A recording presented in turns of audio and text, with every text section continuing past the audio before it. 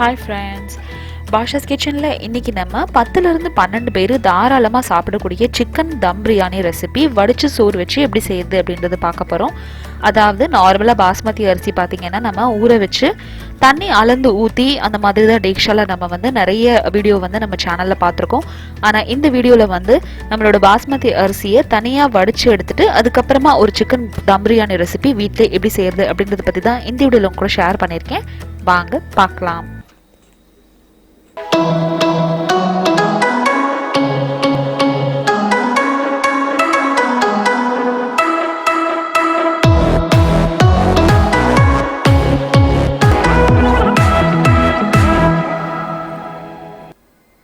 2 kilo basmati அரிசிக்கு 2 kilo chicken போட்டு இந்த தம் பிரியாணி இன்னைக்கு நம்ம ப்ரிப்பேர் பண்ண போகிறோம். ஸோ இதுக்கு தேவையான வெங்காயம் தக்காளியோட அளவு பார்த்தீங்கன்னா 1 கிலோ வெங்காயம் அப்புறம் 1 கிலோ தக்காளி எடுத்து வச்சிருக்கேன். 10லேருந்து 12 பச்சை மிளகாவும் வாஷ் பண்ணி நல்லா இந்த மாதிரி எடுத்து வச்சுக்கோங்க. ஒரு கட்டு புதினா கொத்தமல்லியில் பாதி கட்டு நீங்கள் சேர்த்துக்கிட்டிங்கன்னா போதும். அதாவது பாதி கட்டு புதினா பாதி கட்டு கொத்தமல்லி சேர்த்துக்கிட்டிங்கன்னா போதும். எல்லாத்தையும் அரிஞ்சு நல்லா ரெடி பண்ணி எடுத்து வச்சுக்கலாம். அடுத்ததாக இப்போ நம்ம பிரியாணி மசாலா அரைச்சிக்கலாம். பிரியாணி மசாலா அரைக்கிறதுக்கு இங்கே பட்டை கிராம்பு அப்புறம் 2 ஏலக்காய் எடுத்திருக்கேன். 2 கிலோ பாஸ்மதி அரிசிக்கு இந்த அளவுக்கு நம்ம பட்டை கிராம்பு ஏலக்காய் போட்டால் போதும். இதை நீங்கள் ஹோல் ஸ்பைசஸாகவும் சேர்த்துக்கலாம். பட் இந்த தடவை நாங்கள் இதை ஒரு பிளெண்டர் ஜாரில் சேர்த்து இதை அரைச்சி பவுடராக சேர்த்துக்க போகிறோம். இப்போ நம்மளோட பிரியாணி மசாலாவும் ரெடி ஆயிடுச்சு பாருங்கள். பிளெண்டர் ஜாரில் சேர்த்து நல்லா பவுடர் மாதிரி. அடுத்ததான் இப்போ நம்ம பாஸ்மதி அரிசியை ஊற வச்சிடலாம். பாஸ்மதி அரிசி நான் வாங்கினது யூனிட்டி பிராண்டோடது, லூஸ்லேயே நம்மளுக்கு கிடைக்கும். லாங் கிரெயின்னு கேட்டு வாங்கணும். இதில் நான் என்னோட இந்த கிளாஸில் 8 கிளாஸ் சேர்த்துக்கிறேன். ஸோ 8 கிளாஸ் நம்மளுக்கு 2 கிலோ அளவுக்கு கரெக்டாக இருக்கும். எந்த கிளாஸில் நீங்கள் அளந்து எடுத்துக்கிறீங்களோ அதில் ரொம்ப நிறச்சி போடாமல் கரெக்டாக சம அளவில் போட்டுக்கோங்க. இப்போ நல்லா தாராளமாக தண்ணி விட்டு பாஸ்மதி அரிசியை நல்லா வாஷ் பண்ணிக்கலாம். அரிசி கழுவிட்டு தண்ணியை ஊற்றிருங்க.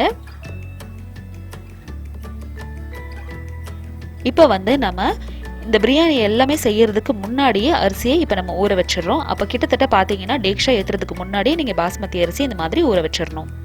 தேவையான இஞ்சி பூண்டெல்லாம் எடுத்து வச்சுட்டு இப்போ நம்ம டேக்ஷா ஏற்றிடலாம். இப்போ ஒரு டேக்ஷாவில் தேவையான அளவு எண்ணெய் விட்டுக்கோங்க.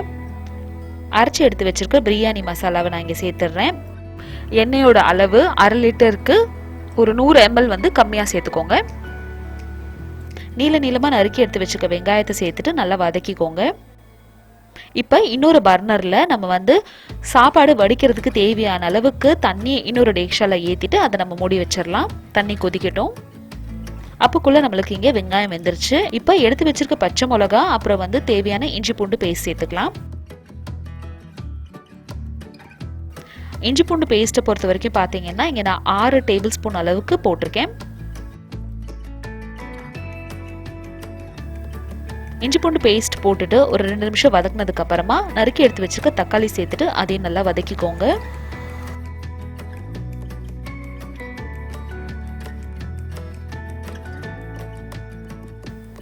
வெங்காயம் தக்காளி எல்லாம் இந்த அளவு வதங்கினதுக்கு அப்புறமா இப்போ நம்ம காரத்துக்கு ஏற்ப இதில் வெறும் மிளகாத்தூள் அப்புறம் கொஞ்சம் உப்பு சேர்த்துக்கலாம்.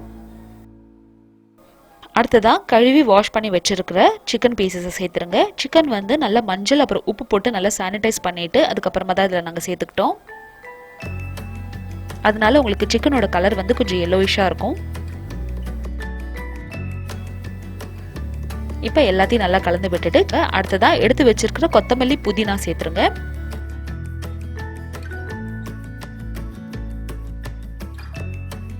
இப்போ 1 கப் அளவுக்கு தயிர் சேர்த்துட்டு எல்லாத்தையும் நல்லா கலந்து விட்டுக்கோங்க. தயிர் சேர்க்கறதுனால சிக்கன் பீசஸ் எல்லாம் நல்லா சாஃப்ட் ஆயிரும். பிரியாணியில் இருக்கிற சிக்கன் பீசஸ்லாம் நிறைய பேருக்கு சாப்பிட்டா பிடிக்காது அப்படின்னு சொல்லுவாங்க. ஆனால் இதே நீங்கள் தயிர் போட்டு இந்த மாதிரி பிரியாணி செஞ்சு பார்த்தீங்கன்னா சிக்கன் பீசஸ் எல்லாம் நல்லா சாஃப்டாகவும் நல்லா டெண்டரைஸாகவும் ஆயிரும். ஒரு எலுமிச்சம்பழத்தோட ஜூஸ் இதில் எடுத்து சேர்த்துக்கலாம். எலுமிச்சம்பழம் ஜூஸ் சேர்க்கறதுனால டேஸ்ட் நல்லா நம்மளுக்கு என்ஹான்ஸ் பண்ணி கொடுக்கும்.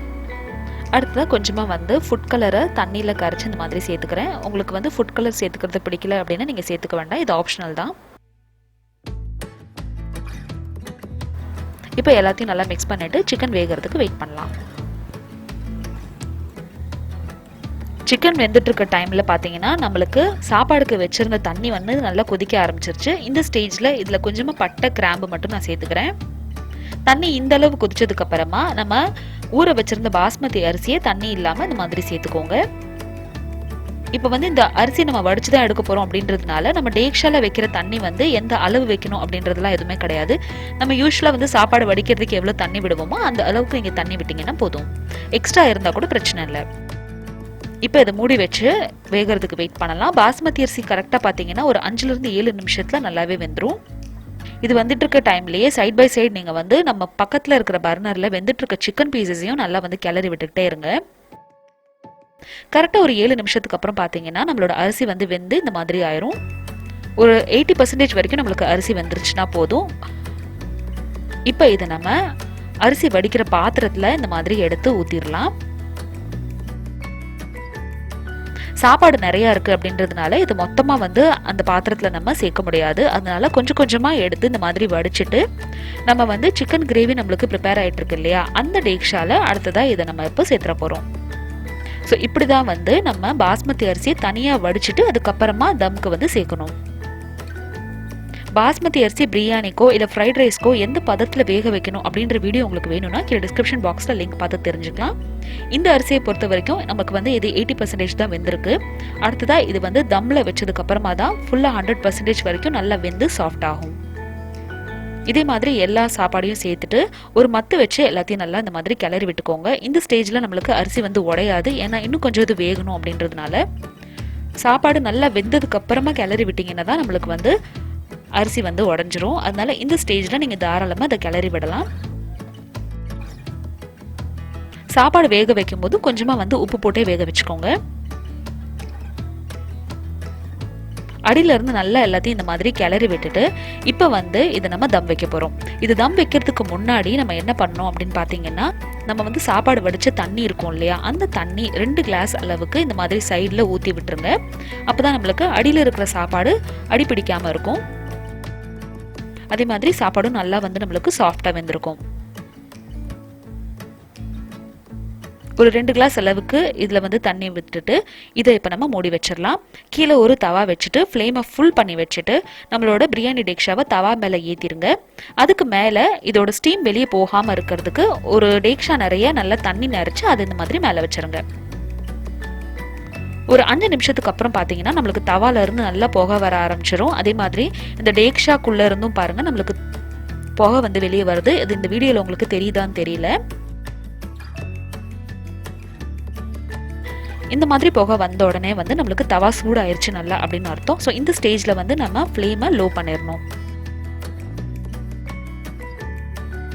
15 நிமிஷத்துக்கு லோ ஃப்ளேமில் அப்படியே விட்டுட்டு அதுக்கப்புறமா நீங்கள் ஃப்ளேமை ஆஃப் பண்ணி ஒரு 15 to 20 minutes அப்படியே ரெஸ்ட்டில் விட்டுருங்க. ஒரு 20 நிமிஷம் ரெஸ்ட்டுக்கு அப்புறம் இப்போ நம்மளோட சிக்கன் தம் பிரியாணி ரெசிபி தயாராகிருச்சு. இப்போ நம்ம இந்த டேக்ஷாவை ஓப்பன் பண்ணிடலாம். பாருங்க எந்த அளவுக்கு போலுன்னு எவ்வளோ சூப்பராக நம்மளோட சிக்கன் தம் பிரியாணி ரெசிபி தயாராகிருக்குன்னு. இந்த வீடியோ உங்களுக்கு யூஸ்ஃபுல்லாக இருக்குது அப்படின்னு நம்பினீங்கன்னா இந்த வீடியோக்கு ஒரு லைக் கொடுங்க. என்னோட சேனலை ஃபர்ஸ்ட் டைம் பார்க்குறீங்கன்னா கண்டிப்பாக சப்ஸ்கிரைப் பண்ணுங்கள். இதே மாதிரி பாஸ்மதி அரிசி வச்சு மட்டன் தம் பிரியாணி ஒரு 10 to 12 பேருக்கு எப்படி செய்யணும் அப்படின்ற வீடியோ உங்களுக்கு வேணும்னா கீழே டிஸ்கிரிப்ஷன் பாக்ஸில் லிங்க் பாருங்கள். இந்த பிரியாணிக்கு தேவையான கரெக்டான அளவை நான் டிஸ்கிரிப்ஷன் பாக்ஸில் மென்ஷன் பண்ணுறேன், நீங்கள் ஓப்பன் பண்ணி பாருங்கள். தண்ணியோட அளவு வந்து சரியாக நம்மளுக்கு பாஸ்மதி அரிசியில் தெரியல அப்படின்ற பட்சத்தில் நம்ம வந்து இந்த மாதிரி வடித்த சாதத்தில் தம் பிரியாணி ப்ரிப்பேர் பண்ணலாம். தண்ணியோட அளவு எப்பயுமே பாஸ்மதி அரிசிக்கு 1க்கு 2 பங்கு தான் நம்ம எப்பயுமே வைப்போம். நல்லா நீங்கள் ஊற வச்சுருந்தீங்க அப்படின்னா 1:1.5 கூட நீங்கள் யூஸ் பண்ணிக்கலாம். ஒரு அரிசியும் ஒரு மாதிரி இருக்கும் அப்படின்றதுனால எந்த அரிசி எப்படி இருக்குது அப்படின்றது தெரியாத பட்சத்தை நீங்கள் இந்த மெத்தடை ஃபாலோ பண்ணி பார்க்கலாம். கண்டிப்பாக ட்ரை பண்ணி பார்த்துட்டு எப்படி வந்துச்சு அப்படின்றத கமெண்ட் செக்ஷனில் சொல்லுங்கள். இந்த வீடியோ உங்களுக்கு பிடிச்சிருந்துச்சுன்னா இந்த வீடியோக்கு ஒரு லைக் கொடுங்க. என்னோட சேனலை ஃபர்ஸ்ட் டைம் பார்க்குறீங்கன்னா கண்டிப்பாக சப்ஸ்கிரைப் பண்ணுங்கள்.